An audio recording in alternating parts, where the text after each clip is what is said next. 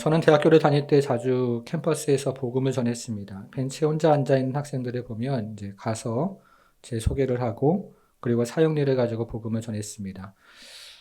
한 사람이라도 지옥 가지 않고 구원받고 천국 가면 좋겠다 하는 심정으로 그때그때마다 복음을 전했습니다. 그러면 대부분의 사람들이 받아들이지 않고 간혹 받아들이는 사람들이 있습니다. 그런데 받아들이지 않는 대부분의 사람들은 성경의 이야기가 허구라고 생각을 하고 심지어 예수님의 이야기도 허구라고 생각을 합니다. 그러나 우리가 성경을 제대로 읽고 연구해 보면 성경은 과학과 배치되지도 않고 또 역사적인 기록과 배치되지도 않습니다. 성경은 과학책도 아니고 역사책도 아니지만 그럼에도 성경은 역사적인 기록 바탕 위에 기록이 되어 있습니다. 우리가 오늘 살펴보는 빌라도의 이야기도 마찬가지입니다. 1961년에 빌라도 석판이라는 것이 발견이 되면서 빌라도가 주후 26년부터 36년까지 유대를 통치했던 로마의 총독이라는 사실, 그리고 빌라도의 재판이 역사적인 사실임을 입증을 하고 있습니다.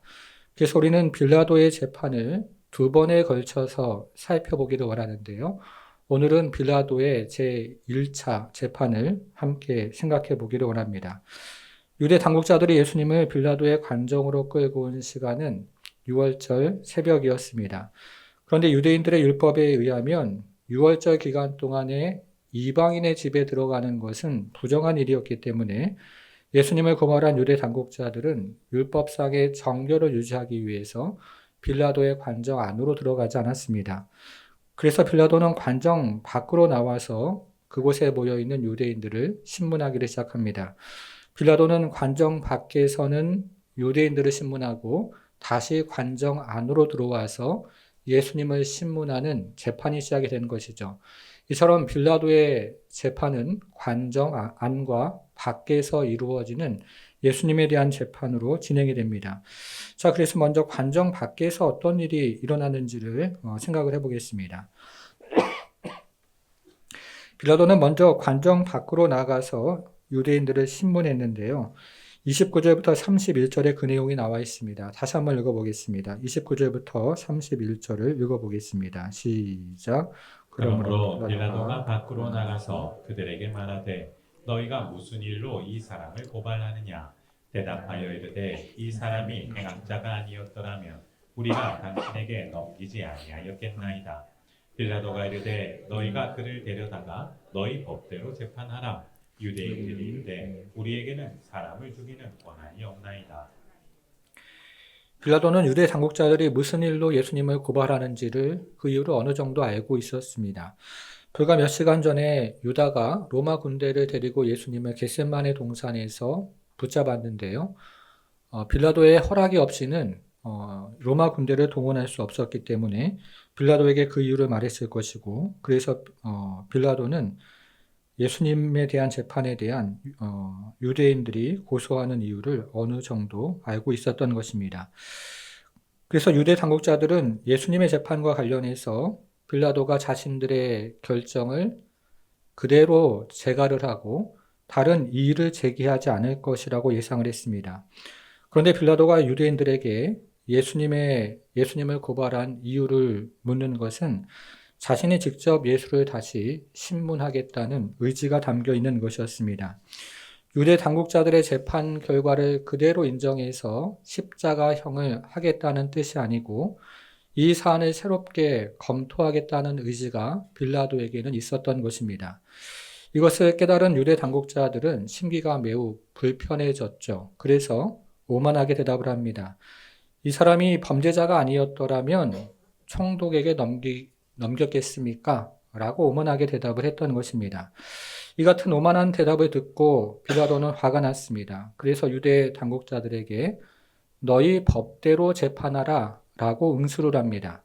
그런데 당시 로마가 유대 땅을 지배하면서 사형 집행에 대한 권한이 유대인들에게는 없었기 때문에 유대 당국자들은 우리에게 사람을 죽일 권한이 없다는 말로 꼬리를 내리고 있습니다. 결국 예수님에 대한 재판은 로마 법정에서 최종 판결을 받게 되었습니다. 자, 그래서 관정 밖에서 이런 일이 일어났고 다시 이 일이 관정 안으로 들어갑니다. 이제 유대인들의 고소를 들은 빌라도가 관정 안으로 들어와서 예수님을 신문을 하죠. 이 첫 번째 신문 과정이 나오는데요. 33절과 34절입니다. 33절을 먼저 한번 보겠습니다. 이에 빌라도가 다시 관정 안으로 들어가 예수를 불러 이르되, 자, 뭐라고 질문을 하고 있습니까? 내가 유대인의 왕이냐? 빌라도는 예수님에게 내가 유대인의 왕이냐? 이렇게 첫 번째로 물었습니다. 이것은 유대 당국자들이 예수님을 빌라도에게 고발할 때 붙인 죄목을 지금 빌라도가 그대로 사용을 하고 있습니다. 여러분, 유대 당국자들은 왜 예수님을 고발할 때 유대인의 왕이라는 제목으로 고발을 했을까요? 예수님은 자신을 하나님의 아들이라고 주장했는데 유대 당국자들이 유대인의 왕이라고 표현하는 것은 로마인들에게도 굉장히 예민한 표현이었고 유대인들에게도 굉장히 예민한 표현이었습니다. 먼저 왕이라는 표현은 로마 사람들에게 굉장히 민감한 표현이었습니다. 유대 땅에 왕이 통치하고 있다는 것은 로마 황제를 거역하는 것이기 때문이었죠. 그리고 유대인이라는 표현은 이번에는 유대 사람들에게 매우 예민한 표현이었습니다. 유대인들은 예수를 범죄자라고 생각을 하고 있는데 자신들의 유대인들의 왕이라고 표현하고 있기 때문에 그렇습니다. 그렇기 때문에 예수님이 빌라도의 질문에 대해서 그렇다라고 대답을 하는 순간 예수님은 로마 사람들에게도 적이 되고 유대 사람에게도 적이 될 수 있는 상황이었습니다. 그래서 이 질문을 받은 예수님은 빌라도의 질문이 빌라도 자신의 질문인지 아니면 다른 사람의 질문을 대변하는 것인지를 묻습니다. 34절인데요. 34절. 이는 내가 스스로 하는 말이냐 다른 사람들이 나에 대해서 내게 한 말이냐. 만일에 이 질문이 빌라도 자신의 호기심이나 이해에서 비롯된 질문이라면 예수님은 빌라도에게 더 깊은 설명을 해 주셨을 것입니다. 그러나 반면에 이 질문이 다른 사람의 질문을 단지 대변하는 것이라면 그러면 빌라도의 오해를 바로잡고 다른 설명을 우리 주님 해주셨겠죠. 그래서 주님은 이 질문이 빌라도 너의 질문이냐 아니면 다른 사람의 질문을 대변하는 것이냐라고 확인을 하고 계십니다. 여러분 그런데요. 여기에는 제가 지금 설명드린 것 이상의 의미가 있습니다. 이것은 예수님이 빌라도에게 이렇게 묻고 있는 거죠. 이것이 너 자신의 고백이냐 아니면 다른 사람의 고백을 대변하는 것이냐. 너가 지금 나를 유대인의 왕이라고 물었는데 이것이 너 자신의 고백이냐 아니면 단지 다른 사람의 고백을 너가 대변하는 것이냐라고 예수님 물으시는 것입니다. 여러분 이것은 빌라도를 대표로 하는 모든 인간에게 던지는 질문이기도 합니다. 사랑하는 여러분, 이것이 여러분 자신의 고백입니까? 아니면 단지 다른 사람의 고백을 대변하는 것입니까? 그리스도가 왕이라는 고백이 정말 여러분 안에서 나오는 그런 고백입니까? 아니면 여러분의 부모나 배우자나 혹은 자녀들의 고백을 대변하는 것입니까? 지금 여러분들의 대답은 무엇입니까? 이것이 모든 인간이 피해갈 수 없는 질문이 됩니다. 이제 빌라도의 두 번째 신문이 시작이 됩니다. 35절인데요. 빌라도가 대답하기를 내가 유대인이냐 내 나라 사람과 대제사장들이 너를 내게 넘겼으니 자 그다음 뭐라고 두 번째로 질문합니까? 내가 무엇을 하였느냐? 빌라도는 예수님이 어떤 행동을 했길래 유대인들이 너를 고발했는지를 물었습니다. 이것은요. 다시 바꿔 말하면 로마를 위협하는 어떤 행동을 했는지를 예수님에게 물어보고 있는 것입니다. 그래서 예수님은 자신의 나라에 대해서 설명을 하십니다. 36절, 37절인데요. 제가 좀 읽어보겠습니다. 내 나라는 이 세상에 속한 것이 아니니라. 만일 내 나라가 이 세상에 속한 것이었더라면 내 종들이 싸워 나로 유대인에게 넘겨지지 않게 하였으리라. 이제 내 나라는 여기에 속한 것이 아니니라. 빌라도가 이르되 그러면 너가 왕이냐? 왕이 아니냐? 예수께서 대답하시되 너 말과 같이 내가 왕이니라. 내가 이를 위하여 태어났으며 이를 위하여 세상에 왔나니 곧 진리에 대하여 증언하려 함이로라. 무릇 진리에 속한 자는 내 음성을 듣느니라. 여러분 우리가 지금 예수님의 답변을 유심히 다시 한번 확인해 보면 예수님은 나의 나라라는 말을 3번 반복해서 하십니다. 이것은 예수님의 나라가 분명히 있다는 사실을 예수님 스스로가 밝히신 것입니다. 이때 예수님이 사용하신 나의 나라라는 헬라 말이 매우 특별한데요. 그 뉘앙스를 살려서 번역을 하면 나의 특별한 나라, 나의 독특한 나라, 이런 의미가 됩니다. 지금 예수님은 자신의 나라의 특별함과 그리고 독특함에 대해서 설명을 하고 계십니다. 여러분, 그러면요, 예수님의 나라의 독특함과 특별함은 무엇일까요? 예수님 그것을 설명하시는데 나의 나라는 이 세상에 속하지 않았다 하는 말씀을 지금 2번 반복해서 말씀을 하고 계십니다. 예수님의 나라는 세상 나라와 성격이 다르다는 거죠. 빌라도가 생각하는 것처럼 정치적인 나라도 아니고 군사적인 나라도 아니라는 것입니다. 그러니 빌라도 너 안심해도 된다라고 말씀하고 계시는 것입니다. 위협적인 대상이 아니라는 것이죠. 여러분, 그러면 예수님 나라는 어떤 나라일까요? 예수님의 나라는 진리의 나라라고 예수님 말씀하시죠. 그래서 예수님은 진리에 대해서 증언하러 오셨다. 이렇게 말씀을 하고 계십니다. 칼과 창으로 세워지는 나라가 아니라 진리를 통해서 이루어지는 나라가 바로 예수님의 나라이고 예수님은 그 진리를 증언하러 오셨다고 말씀하십니다. 여러분, 그런데 이때요, 빌라도가 정말 굉장히 중요한 질문 한 가지를 합니다. 너무너무 중요한 질문 한 가지를 하죠. 자, 그 다음 절 38절을 한번 보겠습니다. 자, 빌라도가 이르되, 자, 무엇을 어떻게 질문합니까? 빌라도가 이르되 진리가 무엇이냐 하더라. 여러분, 지금 빌라도는 이 질문을 예수님에게 할 때 어떤 어조로 질문을 했다고 생각을 하십니까? 냉소적인 어조로 진리가 무엇이냐 이렇게 물어보고 있을까요? 아니면 진지한 어조로 진리가 무엇이냐라고 묻고 있을까요? 여러분들은 빌라도가 어떤 어조로 예수님께 물었다고 생각을 하십니까? 저는 가끔요, 성경을 읽으면서 이 대화가 좀 녹음이 되면 좋겠다 하는 부분이 있는데 바로 지금 우리가 살펴보고 있는 빌라도의 질문이 녹음이 되었으면 얼마나 좋았을까라는 생각을 해보게 됩니다. 빌라도의 어조가 정말로 궁금한 것이죠. 먼저 이것을 냉소적인 어조로 해석할 수가 있습니다. 종교개혁자 칼뱅은 빌라도가 비아냥거리는 어조로 예수께 물었다고 이해했습니다. 한낱 죄수에 불과한 일개 유대인이 힘과 지성으로 상징되는 로마를 대표하는 빌라도에게 진리를 운운하는 것이 말이 되겠느냐? 라는 어조로 물었다는 것이죠. 대부분의 주석가들과 설교가들은 그렇게 이해를 하고 있습니다. 그러나 이것을 진지한 질문으로 해석할 수도 있습니다.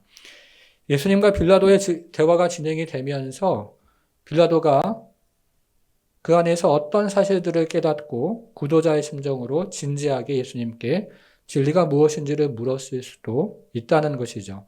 그래서 어거스틴은 빌라도가 예수님의 비범함을 깨닫고 진지한 구도자의 심정을 가지고 묻고 있다라고 주의를 했습니다. 여러분, 그런데 저는 여기서 또 다른 사람의 해석 한 가지를 소개하기를 원합니다. 키에르케고르인데요. 키에르케고르는 진리가 무엇이냐는 빌라도의 질문이 인류가 지금까지 했던 질문 가운데 가장 어리석은 질문이라고 이야기를 했습니다. 인류가 진리이신 하나님을 만나길 학수고대하다가 정작 진리 그 자체이신 예수님을 만났는데 진리가 무엇이냐라고 빌라도가 어리석게 질문하고 있기 때문에 그렇습니다. 이것은 마치 태양빛이 떠 있는데 빛이 어디 있습니까? 라고 질문하는 것과 같다는 것이죠. 여러분, 이것은 빌라도에 대해서 무엇을 알려줄까요? 빌라도가 영적인 사망 상태에 있음을 알려주고 있는 것입니다. 빌라도가 진리를 앞에 두고 진리가 무엇이냐라고 묻는 것은 그가 영적인 사망 상태에 있었다는 것을 여실히 드러내고 있는 것이죠. 여러분, 오늘날에도 이 진리를 찾아 헤매는 많은 사람들이 있습니다. 혹 여러분 중에 그런 분이 있다면 어떻게 진리를 체험할 수 있을까요? 이 질문에 대해서 키에르케고르는 이렇게 이야기를 합니다. 화면을 가지고 같이 좀 확인해 보겠습니다. 진리를 관찰하는 자가 되지 말고 진리 자체가 되라. 이렇게 키에르케고르는 이야기를 합니다. 여러분, 진리를 관찰한다는 것이 어떤 뜻이 있습니까?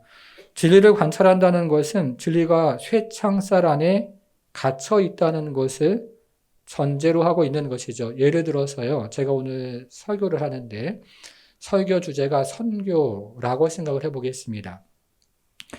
이때 많은 성도들이 기대하는 것은 목사가 선교에 대해서 굉장히 실감나게 설교를 하면서 큰 감동을 끼치는 것을 성도들은 생각을 합니다. 그러나 목사가 설교를 마친 다음에 이제 성도들의 손을 잡고 선교 현장으로 가는 것에 대해서는 많은 사람들이 원하지 않습니다. 최대한 감동을 받고 선교 헌금까지는 하겠는데요. 자신이 선교사가 되거나 자신의 자녀가 선교사가 되는 것에 대해서는 사절을 하는 것이죠.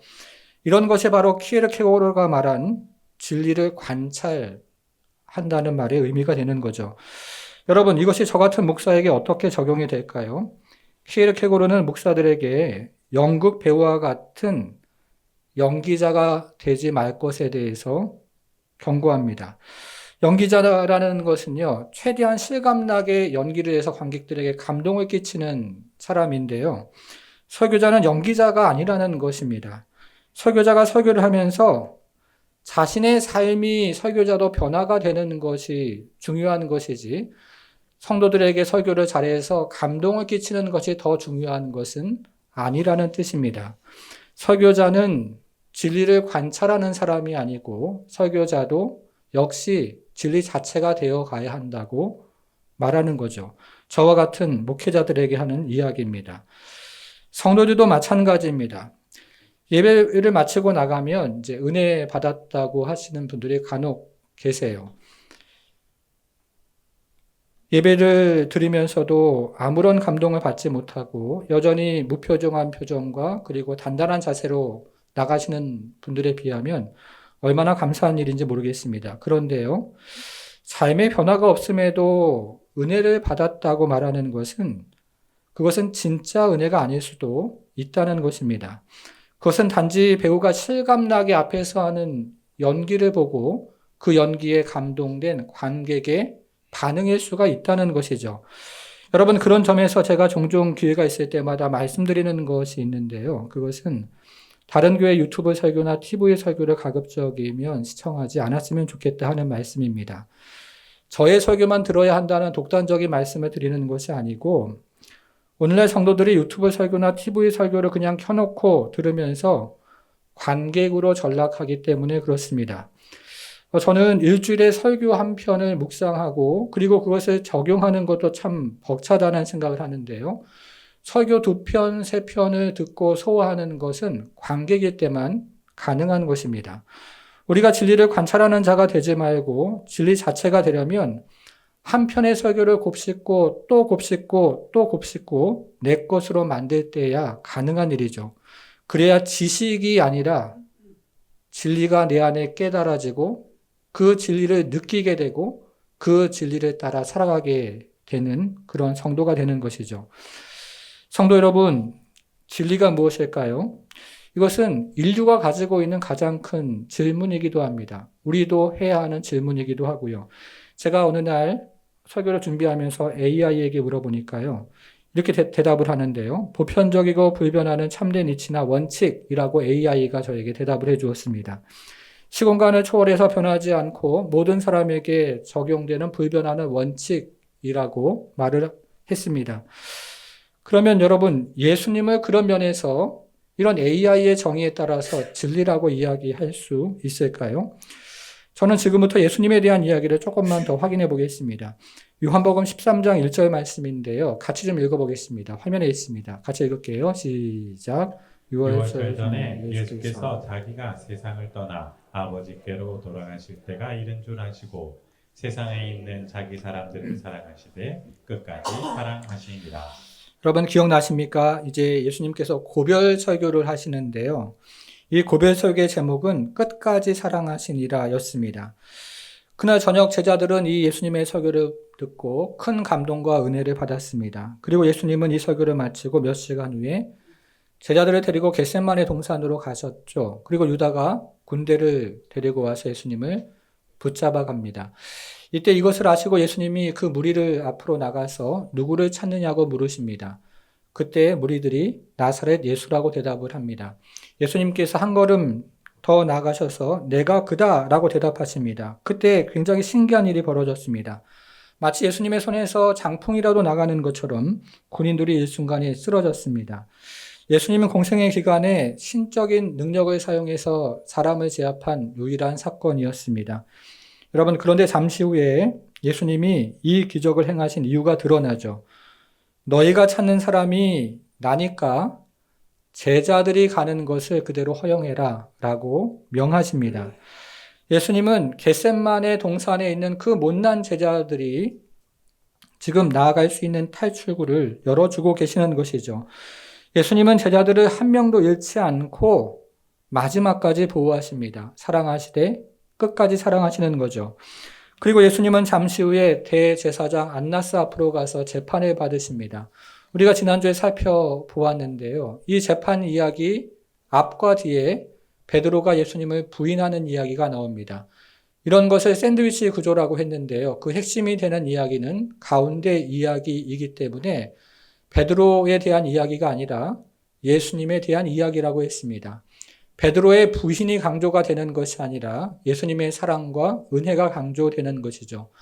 베드로가 우리 주님을 부인할지라도 우리 주님께서 베드로를 향한, 제자들을 향한 그 십자가 사랑을 멈추지 않고 계속 걸어가시는 것이 예수님의 결단이었다는 것입니다. 우리 주님께서 제자들을 사랑하시되 끝까지 사랑하고 계신 것이죠. 사랑하는 여러분, 정말 이런 것이 진리 아닙니까? AI가 저에게 진리란 시공간을 초월해서 모두에게 적용되는 불변하는 법칙이라고 했는데 예수님의 사랑이 그런 것 아닌가요? 그런데 오늘 본문 37절을 보면 예수님이 빌라도에게 하신 말씀이 또 한 가지 나오는데요. 예수님은 빌라도에게 자신을 가리켜서 진리의 증인이라고 말씀하십니다. 진리에 대해서 증언하러 오셨다고 이야기를 하시죠.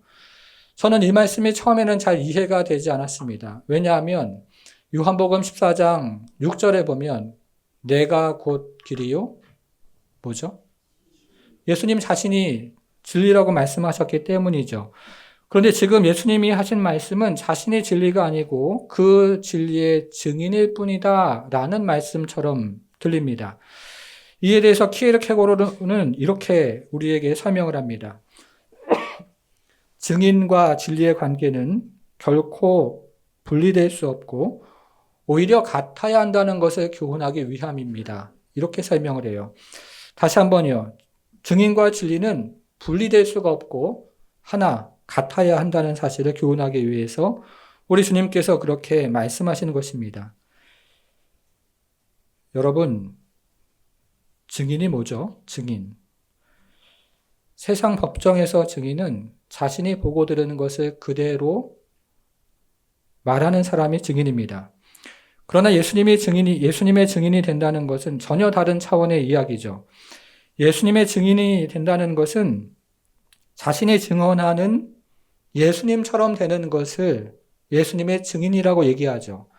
예수님의 증인이 되는 것은 작은 예수가 되는 것입니다. 예수님의 증인이 되는 것은 작은 예수가 되어서 세상에 예수를 보여주는 것이죠. 예수님의 증인이 되는 것은 작은 예수가 되어서 세상에 예수님을 들려주는 것입니다.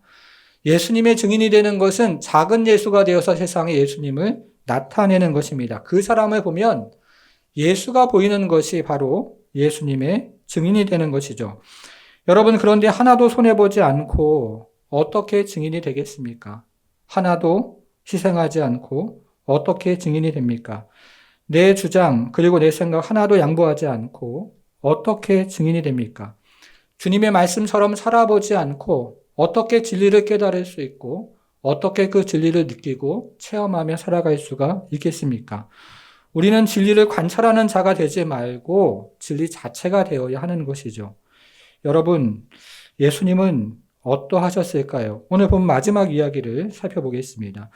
오늘 본문 마지막 이야기는 관정 밖에서 벌어지는 일입니다. 이제 빌라도는 관정 안에서 예수님을 신문하고 그 결과를 가지고 관정 밖으로 나가서 유대인들에게 재판의 결과에 대해서 이제 알리고 있습니다. 38절 보시면요. 다시 유대인에게 나아가 이르되 이렇게 이야기하는데요. 여러분 찾으셨나요? 다시 유대인들에게 나아가 이르되 나는 그에게서 아무 죄도 찾지 못하였노라. 이것이 빌라도의 판결문입니다. 이것을 헬라 말로 되게 독특한 또 헬라 말을 사용하는데요. 그대로 번역하면 죄가 하나도 없다. 이렇게 번역이 돼요. 우리말로 번역하면 털끝만큼도 죄가 없다. 이렇게 번역이 됩니다. 이것이 빌라도의 최종 판결문이었습니다. 그런데 여기서 이상한 일이 벌어지죠. 39절, 40절 좀 읽어보겠습니다. 어떤 일이 벌어지는지 같이 읽어볼게요. 시작. 6월절이면 내가 너희에게 한 사람을 놓아주는 전례가 있으니 그러면 너희는 내가 유대인의 왕을 너희에게 놓아주기를 원하느냐 하니 그들이 또 소리질러 이르되 이 사람이 아니라 바라바라 하니 바라바는 강도였더라. 6월절에 한 사람을 풀어주는 관례를 따라 빌라도는 예수님을 풀어주자고 물었는데 유대인들은 예수님이 아니라 바라바라는 죄인을 풀어달라고 외치고 있습니다. 여러분, 바라바가 어떤 사람이라고 소개하고 있습니까? 요한복음은 바라바를 묘사할 때 헬라말 레스터스를 사용을 했고 다른 복음서에서는 이 바라바를 묘사할 때 스타시에스테스라는 말을 사용했는데요. 이런 단어들을 종합해보면 바라바는 유대인들을 대상으로 강도짓을 하는 사람이었고 또 어떤 경우에는 목숨을 앗아가는 사람이었습니다. 더불어서 로마에 대항해서 다수의 로마 사람들도 죽였던 정치범이기도 했습니다. 이 사람은 유대인이건 로마인이건 가리지 않고 닥치는 대로 빼앗고 사람을 죽이는 흉악범이요 정치범이었던 겁니다. 그래서 유대인들은 바라바를 몹시 경계했습니다. 바라바 같은 사람이 로마를 계속 대항하면 그나마 가지고 있는 자치권과 종교의 자유를 잃어버릴 수가 있습니다. 더군다나 어느 날 우연히 길을 가다가 바라바를 만나면 언제 무엇을 빼앗기고 그리고 목숨을 잃어버릴 수도 있는 그런 처지였기 때문에 그렇습니다. 그래서 유대인들은 바라바 같은 사람은 여러모로 신속하게 로마의 재판을 받아야 한다고 생각을 했습니다. 여러분, 그러나 유대 종교 지도자들, 유대 당국자들의 생각은 달랐던 거죠. 왜냐하면 유대 당국자들은 자신들의 기득권을 지키는데 예수가 더 위험한 인물이라고 판단했습니다. 그래서 무리들을 선동해서 바라바를 풀어나도록 했습니다. 여러분, 이제 바라바의 이야기로 한번 돌아가 보겠습니다. 바라바는 풀려났을 때요, 예수님에 대해서 고마워했을까요? 자신을 대신해서 십자가를 진 그 어떤 분, 자신도 잘 모르지만 그 사람에 대해서 큰 빛을 줬다고 생각을 했을까요? 그래서 바라바는 예수님의 동선에 따라가면서 그 예수님의 비참한 최후를 보았을까요? 아니면 체포될지 모른다는 두려움 때문에 뒤도 돌아보지 않고 주랭랑을 쳤을까요? 어쩌면 바라바는 예수님을 따라가면서 그분의 최후를 보았을 것입니다. 그랬다면 바라바의 영혼과 마음에 어떤 변화가 있을 수도 있었겠다는 생각을 합니다. 반면에 바라바가 풀려나자마자 다시 잡힐지도 모른다는 두려움 때문에 뒤도 돌아보지 않고 주랭랑을 쳤을 수도 있습니다. 그래서 한참을 가다가 아무도 따라오지 않는다는 사실을 확인하고 그 자리에서 숨을 고르면서 자신에게 일어났던 그 이상한 일에 대해서 생각을 해 보았을 것입니다. 수많은 죄수들이 있었는데 그 죄수 중에 자신이 선택이 되어서 십자가형을 면했죠. 그리고 그는 과거에 지은 모든 죄로부터 해방이 되어서 지금 자유의 몸이 되었습니다. 잠시 오후 3시가 되었습니다. 그때 예수님은 십자가에 매달려서 마지막 거친 숨을 내몰아쉬고 운명하셨습니다. 바로 그때 바라바는 법적으로 자신의 모든 죄를 사함을 받고 해방되어서 자유의 몸이 되었습니다. 저는 지난 한 주간 예수님의 재판 과정을 여러 차례 읽고 묵상을 하면서 예수님의 답변과 태도가 이내 아쉬웠습니다. 제가 만일 예수님처럼 빌라도 앞에 재판을 받는다면 저는 빌라도에게 좀 더 공손하게 대답을 했을 것입니다. 빌라도가 듣기 원하는 대답을 해주거나 빌라도에게 아부를 하거나 필요하면 허리라도 굽혔을 것입니다. 그랬다면 예수님은 석방이 되든지 적어도 목숨은 부지했을 것입니다. 여러분, 그러나 그랬다면 우리에게는 어떤 일이 일어났을까요? 지금 빌라도의 재판이 이루어지고 있는 날은 유대인의 명절인 유월절이었습니다. 유월절은 우리나라 광복절과 같은 날인데요. 오래전에 하나님께서 이스라엘 백성들을 애굽에서 구원한 날이죠.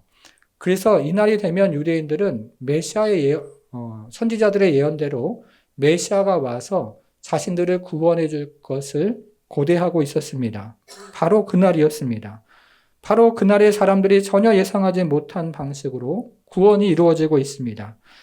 정치적인 구원이 아니고 모든 인간을 죄에서 구원하는 놀라운 구원이 새로운 방법으로 이루어지고 있는 것이죠. 그리스도께서 십자가에 달리심으로 바라바에게 그 구원이 임했습니다. 그리스도께서 십자가에 달리심으로 바라바는 과거에 지은 모든 죄에서 해방이 되어 자유의 몸이 된 것입니다. 이것이 믿는 우리에게도 동일하게 일어나는 것이죠. 그리스도께서 십자가에 달리심으로 우리의 모든 죄에서 우리가 해방되어 우리는 자유인이 되었습니다. 여러분, 이것을 믿으셔야 합니다. 사랑하는 여러분, 진리가 무엇입니까? 요한복음 마지막을 보면요, 예수님이 베드로를 만나는 사건이 나옵니다. 그리고 베드로에게 물으시죠. 너가 나를 사랑하느냐? 몇 번 물으셨죠? 3번 물으셨죠. 그리고 베드로는 3번 사랑한다는 고백을 하고 예수님은 그 고백을 받으십니다. 이전에 베드로가 3번 주님을 부인함으로 그의 양심 가운데 커다란 상처가 있었는데 예수님은 사랑의 고백을 3번 받으심으로 베드로의 그 상처를 덮어주십니다. 그리고 내 양을 먹이라 말씀하심으로 베드로에 대한 사랑이 진실된 사랑임을 확증하십니다. 저는 바로 이 장면이 예수님께서 요한복음 13장에서 제자들을 사랑하시되 끝까지 사랑하신다는 설교의 결론이라고 생각합니다. 자신을 부인하는 제자 베드로를 위해 십자가의 길을 한 걸음 한 걸음 걸어가시고 그 십자가 위에서 피와 물을 쏟으시고 그리고 다시 그 제자를 만나서 회복시키시고 그리고 그에게 사명을 부여하심으로 우리 주님의 그 사랑을 끝까지 사랑하는 그 사랑을 우리 주님 보여주십니다. 여러분, 이후에 베드로가 어떻게 되었을까요? 네로 황제가 기독교를 박해할 때 베드로는 순교를 당합니다. 이때 베드로는 예수님처럼 죽을 자격이 없다고 말하면서 거꾸로 십자가에 매달려 순교했다고 전해지죠. 그는 작은 예수가 되었습니다.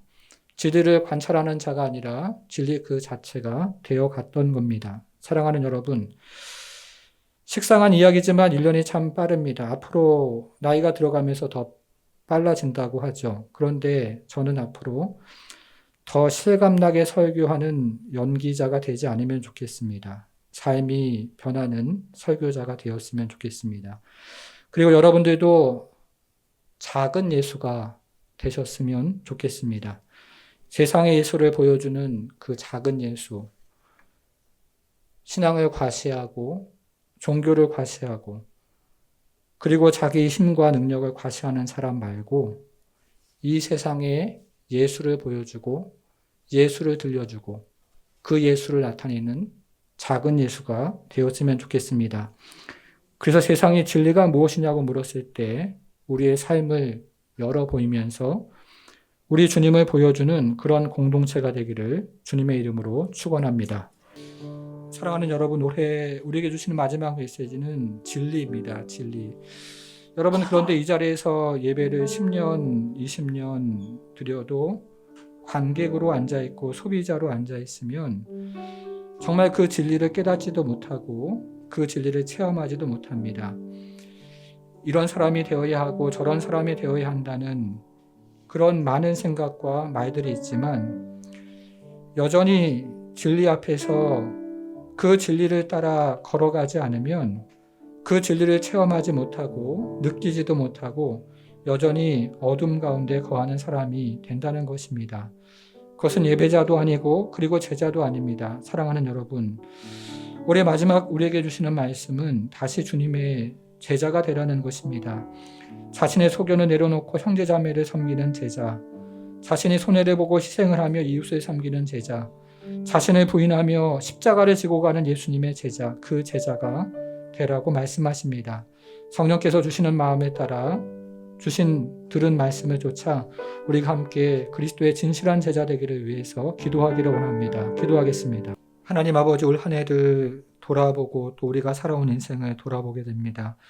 주님, 예배 자리에 앉아 있지만 관객으로 또 관람자로 또 소비자로 앉아 있는 우리의 모습들, 하나님 아버지, 이렇게 저렇게 살아야 한다고 말은 하지만 하나님 아버지, 그 말대로 살지 못해서 정말 진리를 느끼지도 못하고 깨닫지도 못하고 또 진리와 멀어져 있는 우리의 모습은 없습니까? 주님, 불쌍히 여겨주시고 하나님 아버지, 긍휼히 여겨주셔서 진리를 쫓아 살아갈 때 그 진리가 우리를 감싸고 우리 안에서 역동적으로 역사하며 하나님, 그래서 우리를 확신의 길로 인도하고 우리가 진리를 체험하며 예수 그리스도를 쫓아가기를 간절히 원하오니 이곳에 머리 숙여 하나님 앞에 기도하는 모든 성도들, 하나님 아버지, 주의 제자로 살아갈 수 있도록 우리 하나님 함께해 주옵소서. 제자로 살아갈 때 하나님, 그 제자의 삶에 나오는 확신과 기쁨과 능력과 은혜를 하나님 아버지 경험하도록 주여 도와주시고, 그 진리에 대한 확신과 하나님 아버지, 참으로 세상에서 유동하지 않는 그 담대함을 가지고 한 걸음 한 걸음 하나님 나아갈 때 우리도 진리가 되어서 세상에 예수 그리스도를 하나님 아버지 나타내는 그런 주님의 진리 제자로 살아갈 수 있도록 우리 하나님 축복해 주옵소서. 이제는 우리 주 예수 그리스도의 은혜와 하나님의 크신 사랑과 성령의 감화 감동 충만케 하심이 우리가 사랑하기 이전에 우리를 먼저 사랑하신 예수 그리스도를 따라 한 걸음 한 걸음 걸어가길 소원하는 모든 제자들 머리 위에 이제부터 영원토록 함께 하실지어다. 아멘.